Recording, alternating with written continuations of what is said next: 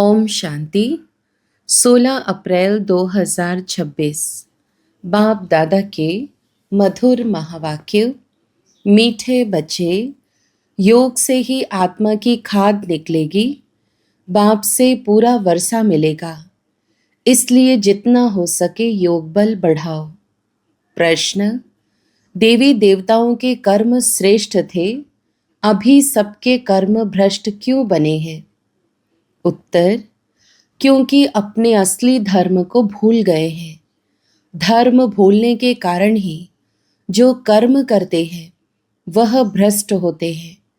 बाप तुम्हें अपने सत्य धर्म की पहचान देते हैं, साथ साथ सारे वर्ल्ड की हिस्ट्री ज्योग्राफी सुनाते हैं जो सबको सुनानी है। बाप का सत्य परिचय देना है। गीत: मुखड़ा देख ले प्राणी। ओम शांति। यह किसने कहा और किसको? बाप ने कहा बच्चों को, जिन बच्चों को पतित से पावन बना रहे हैं। बच्चे जान गए हैं हम भारतवासी जो देवी देवता थे वह अब 84 जन्मों का चक्र लगाए सतो प्रधान से पास कर सतो, रजो, तमो और अब तमो प्रधान बन गए हैं। अब फिर पतितों को पावन बनाने वाला बाप कहते हैं, अपने दिल से पूछो कि कहाँ तक हम पुण्य आत्मा बने हैं। तुम सतो प्रधान पवित्र आत्मा थे जब यहाँ पहले पहले तुम देवी देवता कहलाते थे, जिसको आदि सनातन देवी देवता धर्म कहा जाता था। अभी कोई भारतवासी अपने को देवी देवता धर्म के नहीं कहलाते। हिंदू तो कोई धर्म है नहीं, परंतु पतित होने के कारण अपने को देवता कहला नहीं सकते। सतयुग में देवताएं पवित्र थे, पवित्र प्रवृत्ति मार्ग था। यथा राजा रानी तथा प्रजा पवित्र थे। भारतवासियों को बाप याद दिलाते हैं कि तुम पवित्र प्रवृत्ति मार्ग वाले आदि सनातन देवी देवता धर्म वाले थे। उसको स्वर्ग कहा जाता था। वहाँ एक ही धर्म था। पहला नंबर महाराजा महारानी लक्ष्मी नारायण थे, उनकी भी डिनाइस्टी थी और भारत बहुत धनवान था। वह सतयुग था। फिर आए त्रेता में, तब भी पूज्य देवी देवता व क्षत्रिय कहलाते थे। वह लक्ष्मी नारायण का राज्य, वह सीताराम का राज्य, वह भी डिनाइस्टी चली। जैसे क्रिश्चियंस में एडवर्ड द फर्स्ट, सेकंड ऐसे चलता है, वैसे भारत में भी ऐसे था। 5000 वर्ष की बात है, अर्थात 5000 वर्ष पहले भारत पर इन लक्ष्मी नारायण का राज्य था। परंतु उन्होंने यह राज्य कब और कैसे पाया यह कोई नहीं जानते। वही सूर्यवंशी राज्य फिर चंद्रवंशी में आया, क्योंकि पुनर्जन्म लेते लेते सीढ़ी उतरनी है। यह भारत की हिस्ट्री ज्योग्राफी कोई नहीं जानते। रचता है बाप तो जरूर सतयुगी नई दुनिया का रचता ठहरा। बाप कहते हैं बच्चे, तुम आज से 5000 वर्ष पहले स्वर्ग में थे। यह भारत स्वर्ग था, फिर नरक में आए हैं। दुनिया तो इस वर्ल्ड की हिस्ट्री ज्योग्राफी को नहीं जानती, वह तो अधूरी सिर्फ पिछाड़ी की हिस्ट्री जानते हैं। सतयुग त्रेता की हिस्ट्री ज्योग्राफी को कोई नहीं जानते। ऋषि मुनि भी कहते गए, हम रचता और रचना के आदि मध्य अंत को नहीं जानते हैं। जाने भी कोई कैसे, बाप तुमको ही बैठ समझाते हैं। शिव बाबा भारत में ही दिव्य जन्म लेते हैं, जिसकी शिव जयंती भी होती है। शिव जयंती के बाद फिर चाहिए गीता जयंती, फिर साथ साथ होनी चाहिए श्री कृष्ण जयंती। परंतु इस जयंती का राज भारतवासी जानते नहीं हैं कि शिव जयंती कब हुई, और धर्म वाले तो झट बताएंगे बुद्ध जयंती, क्राइस्ट जयंती कब हुई। भारतवासियों से पूछो शिव जयंती कब हुई, कोई नहीं बताएंगे। शिव भारत में आया, आकर क्या किया, कोई नहीं जानते। शिव ठहरा सब आत्माओं का बाप। आत्मा है अविनाशी। आत्मा एक शरीर छोड़ दूसरा लेती है। यह 84 का चक्र है। शास्त्रों में तो 84 लाख जन्म का गपोड़ा लगा दिया है। बाप आकर राइट बात बताते हैं। बाप के सिवाय बाकी सब रचता और रचना के लिए झूठ ही बोलते हैं, क्योंकि यह है ही माया का राज्य। पहले तुम पारस बुद्धि थे, भारत पारसपुरी था, सोने हीरे जवाहरों के महल थे। बाप बैठ रचता और रचना के आदि मध्य अंत का राज अर्थात दुनिया की हिस्ट्री ज्योग्राफी बताते हैं। भारतवासी यह नहीं जानते कि हम सो पहले पहले देवी देवता थे, अभी पतित कंगाल इरिलीजियस बन गए हैं, अपने धर्म को भूल गए हैं। यह भी ड्रामा अनुसार होना है, तो यह वर्ल्ड की हिस्ट्री ज्योग्राफी बुद्धि में आनी चाहिए ना। ऊंचते ऊंच सर्व आत्माओं का बाप मूल वतन में रहते हैं, फिर है सूक्ष्म वतन, यह है स्थूल वतन। सूक्ष्म वतन में सिर्फ ब्रह्मा विष्णु शंकर रहते हैं, उनकी दूसरी कोई हिस्ट्री ज्योग्राफी नहीं है। यह तीन तबके हैं, गॉड इज वन, उनकी रचना भी एक है, जो चक्र फिरता रहता है। सतयुग से त्रेता, फिर द्वापर कलयुग में आना पड़े। 84 जन्मों का पाठ तुम बच्चे ही बजाते हो, बाप तो इस चक्र में नहीं आते हैं। बच्चे ही पावन से पतित बन जाते हैं, इसलिए चिल्लाते हैं, बाबा आकर हमको फिर से पावन बनाओ। एक को ही सब पुकारते हैं। रावण राज्य में जो सब दुखी हो पड़े हैं, उनको आकर लिबरेट करो, फिर राम राज्य में ले जाओ। आधा कल्प है राम राज्य, आधा कल्प है रावण राज्य। भारतवासी जो पवित्र थे वही पतित बनते हैं। वाम मार्ग में जाने से पतित होना शुरू होते हैं, भक्ति मार्ग शुरू होता है। अभी तुम बच्चों को ज्ञान सुनाया जाता है, जिससे आधा कल्प 21 जन्म के लिए तुम सुख का वर्षा पाते हो। आधा कल्प ज्ञान की प्रालब्ध चलती है, फिर रावण राज्य होता है, गिरने लग पड़ते हैं। तुम देवी राज्य में थे, फिर आसुरी राज्य में आ गए हो, इसको हेल भी कहते हैं। तुम हेवन में थे, फिर 84 जन्म पास कर हेल में आकर पड़े हो। वह था सुख धाम, यह है दुख धाम, 100% इंसॉल्वेंट। 84 जन्मों का चक्र लगाते वही भारतवासी पूज्य से पुजारी बन गए हैं। इसको ही वर्ल्ड की हिस्ट्री ज्योग्राफी कहा जाता है। यह है सारा तुम भारतवासियों का चक्र। और धर्म वाले तो 84 जन्म नहीं लेते हैं, वह सतयुग में होते ही नहीं। सतयुग त्रेता में सिर्फ भारत ही था, सूर्यवंशी चंद्रवंशी, फिर वैश्य वंशी शूद्रवंशी। अभी फिर तुम आकर ब्राह्मण वंशी बने हो, देवता वंशी बनने के लिए। यह है भारत के वर्ण। अभी तुम ब्राह्मण बनने से शिव बाबा से वर्षा ले रहे हो, बाप तुमको पढ़ा रहे हैं। 5000 वर्ष पहले माफिक, कल्प कल्प तुम पावन बन फिर पतित बनते हो। सुखधाम में जाकर फिर दुखधाम में आते हो, फिर शांति धाम में जाना है, जिसको निराकारी दुनिया कहा जाता है। आत्मा क्या है, परमात्मा क्या है, यह कोई भी मनुष्य नहीं जानते हैं। आत्मा भी एक स्टार बिंदी है। कहते हैं भ्रकुटी के बीच में सितारा चमकता है, छोटी सी बिंदी है, जिसको दिव्य दृष्टि से देखा जा सकता है। वास्तव में स्टार भी नहीं कहा जाएगा, स्टार तो बहुत बड़ा है, सिर्फ दूर होने के कारण छोटा दिखाई पड़ता है। यह सिर्फ एक मिसाल दिया जाता है। आत्मा इतनी छोटी है जैसे ऊपर में स्टार छोटा दिखाई पड़ता है। बाप की आत्मा भी एक बिंदी मिसल है, उनको सुप्रीम आत्मा कहा जाता है। उनकी महिमा अलग है। मनुष्य सृष्टि का चैतन्य बीज रूप होने के कारण उनमें सारा ज्ञान है। तुम्हारी आत्मा को भी अभी नॉलेज मिल रही है, आत्मा ही नॉलेज ग्रहण कर रही है।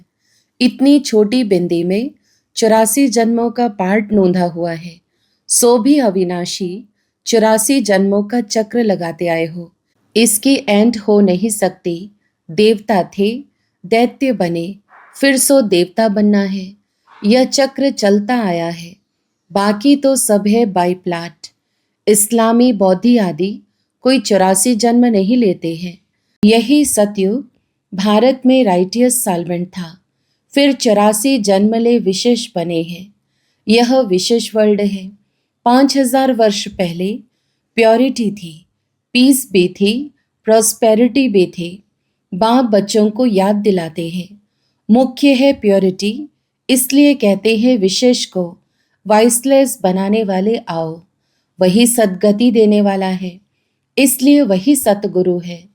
अभी तुम बाप द्वारा बेगर टू प्रिंस बन रहे हो, अथवा नर से नारायण, नारी से लक्ष्मी बनते हो। तुम्हारा यह राजयोग है। भारत को ही अब बाप द्वारा राजाई मिलती है। आत्मा ही 84 जन्म लेती है। आत्मा ही पढ़ती है शरीर द्वारा, शरीर नहीं पढ़ता। आत्मा संस्कार ले जाती है। मैं आत्मा इस शरीर द्वारा पढ़ती हूँ। इसको देही अभिमानी कहा जाता है। आत्मा अलग हो जाती है तो शरीर कोई काम का नहीं रहता है। आत्मा कहती है अब मैं पुण्य आत्मा बन रही हूँ। मनुष्य देह अभिमान में आकर कह देते हैं यह करता हूँ। तुम अभी समझते हो हम आत्मा है, यह हमारा शरीर बड़ा है। परमात्मा बाप द्वारा मैं आत्मा पढ़ रही हूँ। बाप कहते हैं मामेकम याद करो।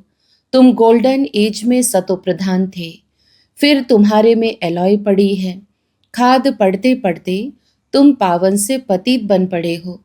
अब फिर पावन बनना है, इसलिए कहते हैं हे पतित पावन आओ, आकर हमको पावन बनाओ। तो बाप राय देते हैं हे पतित आत्मा मुझ बाप को याद करो, तो तुम्हारे से खाद निकलेगी और तुम पावन बन जाएंगे। उनको प्राचीन योग कहा जाता है। इस याद अर्थात योग अग्नि से खाद भस्म होगी। मूल बात है पतित से पावन बनना। साधु संत आदि सब पतित हैं। पावन बनने का उपाय बाप ही बताते हैं। मामेकम याद करो। यह अंतिम जन्म पवित्र बनो। खाते पीते चलते फिरते मामेकम याद करो, क्योंकि तुम सब आत्माओं का अर्थात आशिकों का माशूक मैं हूँ। तुमको हमने पावन बनाया था, फिर पतित बने हो। सब भक्तियाँ आशिक हैं। माशूक कहते हैं कर्म भी भल करो। बुद्धि से मुझे याद करते रहो तो विकर्म विनाश होंगे। यह मेहनत है, तो बाप को याद करना चाहिए ना, वर्षा पाने के लिए। जो जास्ती याद करेंगे उनको वर्षा भी जास्ती मिलेगा। यह है याद की यात्रा। जो जास्ती याद करेंगे वही पावन बन आकर मेरे गले का हार बनेंगे। सभी आत्माओं का निराकारी दुनिया में एक सीजरा बना हुआ है। उनको इनकारपोरियल ट्री कहा जाता है। यह है कारपोरियल ट्री। निराकारी दुनिया से सबको नंबरवार आना है, आते ही रहना है।